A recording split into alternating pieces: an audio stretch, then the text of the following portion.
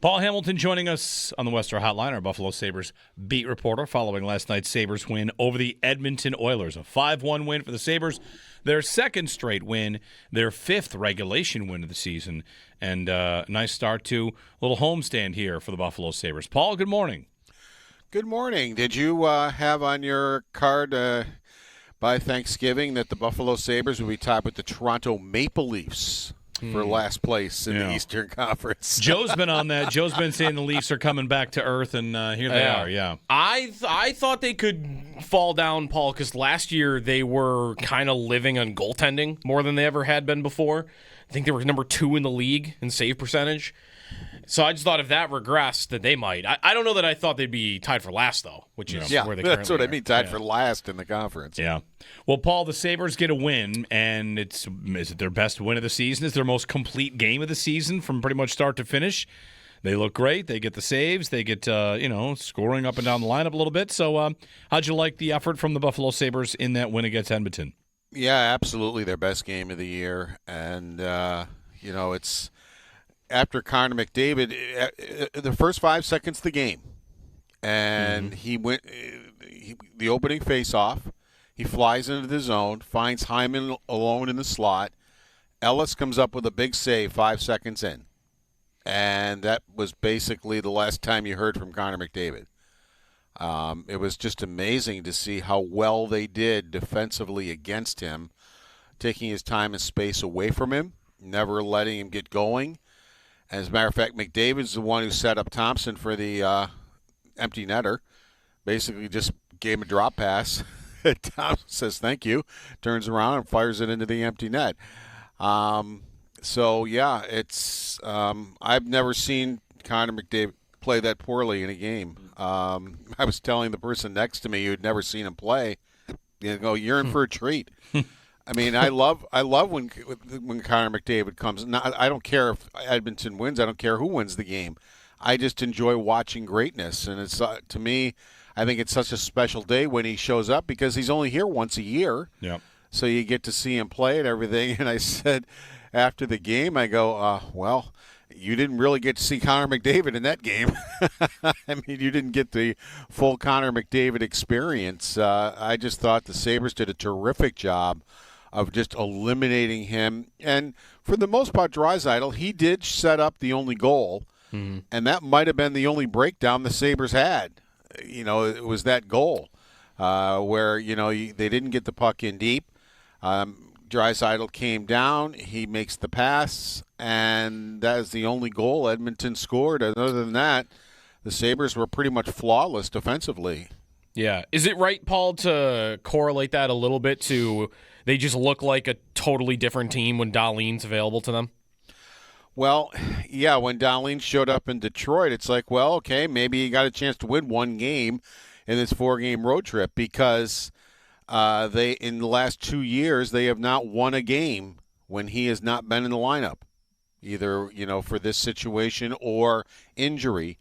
I think that covers around 13 games, somewhere in there. I believe there's something like 12-1 or 2, something like that again when he doesn't play. They are a different team with him in the lineup. But this is what I've been saying about the injury thing the whole time. It definitely is a factor. There's no question. But to just blame the whole season that they're the last place team in the conference on injuries, to me, is not right. There are other things that, and part of it is exactly what we saw last night. When your best players are your best players, even though Tuck and Thompson really didn't get on the scoreboard till the empty netter, I still thought that line had a really good game. I thought there was pressure. I thought Thompson was flying again. They just didn't happen to get anything past Skinner. Tuck had some great chances to score in that game. So overall, I think they still had a good game, even though that the line didn't score until the empty netter. But that's the thing. Tage Thompson has really played really, really well the last 2 games. Your best players have been your best players, and you can overcome see injuries if your best players produce and come through for you, but they weren't doing that when this losing was happening and you're winning 1 game in 9. That wasn't happening. Then you combine that with the injuries, well, then you have huge problems. Paul, does Tage stay at center? Interesting to listen to Lindy talk about that. He said numbers will tell you that he is better on the wing, and pretty much by a lot. But he goes, one thing you have to consider when you look at that, he said, is who were his line mates when he was on the wing? Who did he play with? Mm-hmm. And he said he goes, in this case, he goes, I think that's part of why he was better on the wing. But he said with the injuries, and there's no Benson and there's no Norris and everything, he goes, it was better to put him at center. I think Ruff made a huge mistake waiting so long to do it. And then Tage admitted when he finally went back to center that, I believe it was in Denver, he admitted that he goes, I feel myself again. And he was playing like himself. And it's the first time he's admitted, because he always said, I don't care, wing, center, whatever they want me to do, that's fine. But he finally admitted that he feels he's a better player and can play better at center. But when Norris comes back, and I was shocked when I saw him on the ice for the morning skate yesterday. Mm-hmm. I pretty much figured 2 months for him. And he's not ready to play tomorrow by any sense of the imagination, but that's the first step. He's out there with the team now, practicing, not full contact, it's just and this, I think, definitely he and Zucker are day to day. It's how do you feel? It's like, all right, how did you feel after the morning skate yesterday? Did you feel good? Okay, here's practice today. Let's go out and let you do this much in practice. Okay, after practice, tell me how you feel. And then maybe the next day you ramp it up just a little bit more. And that's, I think, how they're going to treat Norris and the injury to get him back. Now, in Zucker's case, same thing. As he said, he goes, my conditioning is horrible right now. I mean, he was basically, he said, I went from the couch to the bed for 2 straight weeks. He said between 10 days and 2 straight weeks, he goes, I didn't do anything else. And he lost a lot of weight. He says his conditioning is right now not good at all. So he's got to start getting food into him, which he's doing now. And he said, he goes, I can't tell you guys. He goes, I don't know. He goes, I'm starting now to at least, he goes, I can be on the ice now. He goes, I can eat now and start maybe putting some weight back on. But as far as when he's going to have the stamina and the strength to play hockey again, he doesn't even know that. He goes, I really am day to day. He goes, just trying to figure out how he's going to feel from that one day to the next. What do you think? A lot of chicken parms? What do you eat when you got to gain a lot of weight in a week? Pasta, yeah. Pasta, yeah. Yeah. I mean, that's a hockey player's diet to begin with, right? Chicken parm all the time. Paul, when he comes back eventually, Norris, maybe Benson, the 2 young guys. Last night, Oslin scores twice. Roseanne's at 6 points in 8 games now. Are they here to stay? Do you think they're definitely out when they get healthy? How do you think the forward group is looking with those 2 performing? Well, not every night, but they are contributing. They are contributing. That's the thing. I mean, you've got the 5 forwards out, Norris, Benson. I mean, they're getting back into the lineup. Is Danforth? Well, Danforth wins you faceoffs, 54%. But is that enough to get him back into the lineup? When he's not injured anymore. But Zucker and Kulik and Norris and Benson, those guys are back in the lineup when they come back. Kulik was sitting on the bench watching yesterday, but with blood clots, you got to wait. I think the right terminology is till they dissolve or something like that.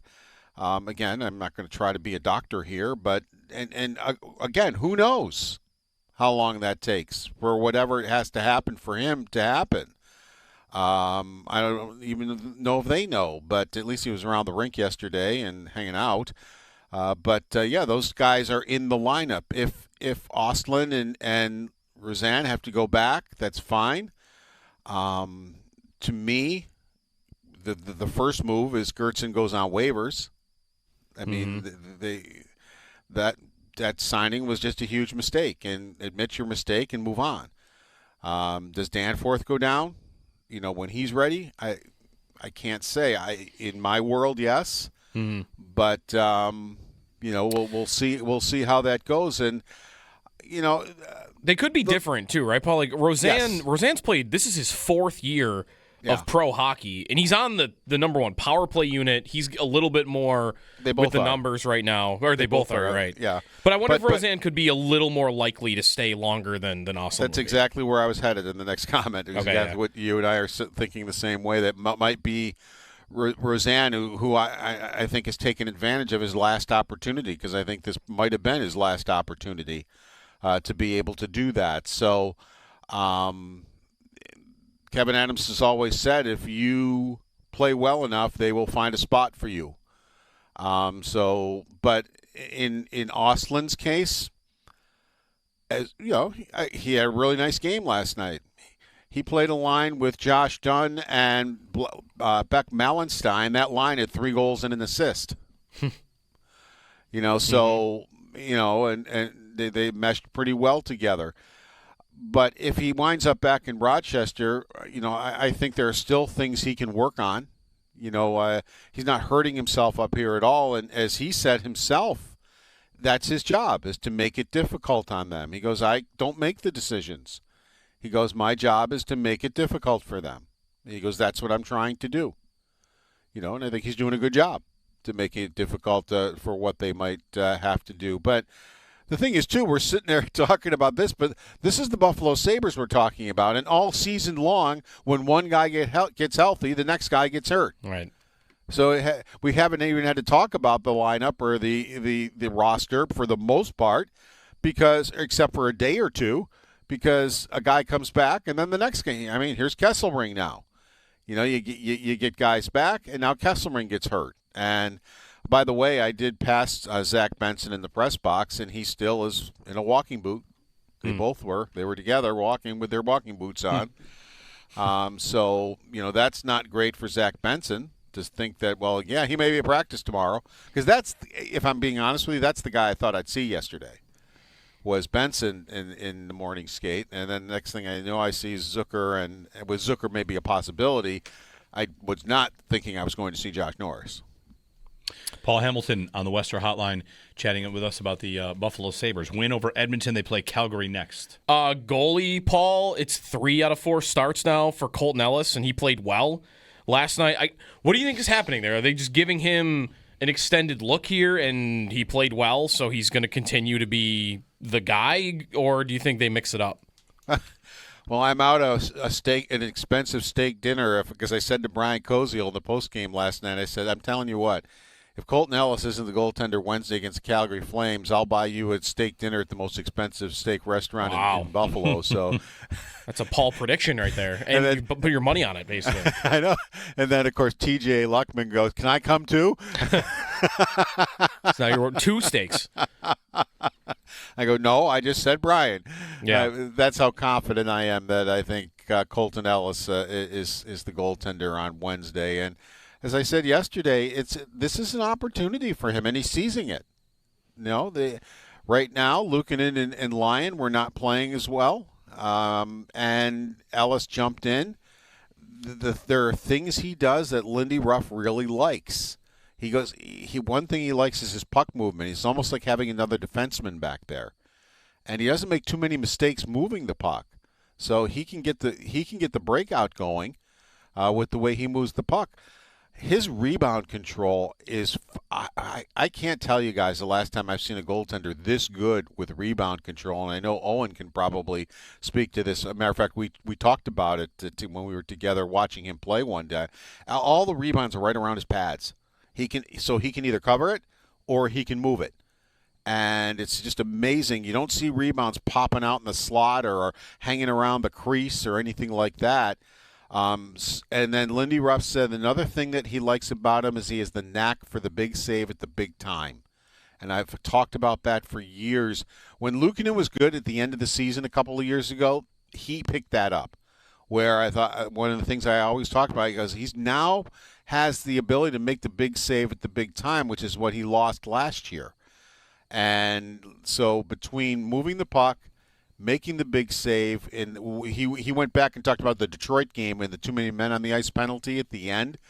The Red Wings score there. We're not talking about a comeback. We're still talking about a regulation loss and a road trip being 0-4 because that too many men on the ice penalty came with somewhere around 2:20 left in the game.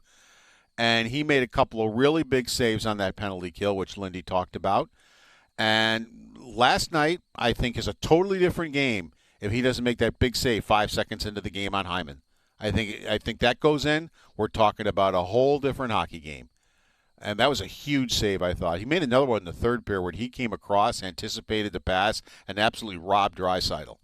Draisaitl scores on that 99 times out of 100. And he read it perfectly and got over there and made a great save on that. So that's why he got that second start in a row and third start in 4 games. For those reasons.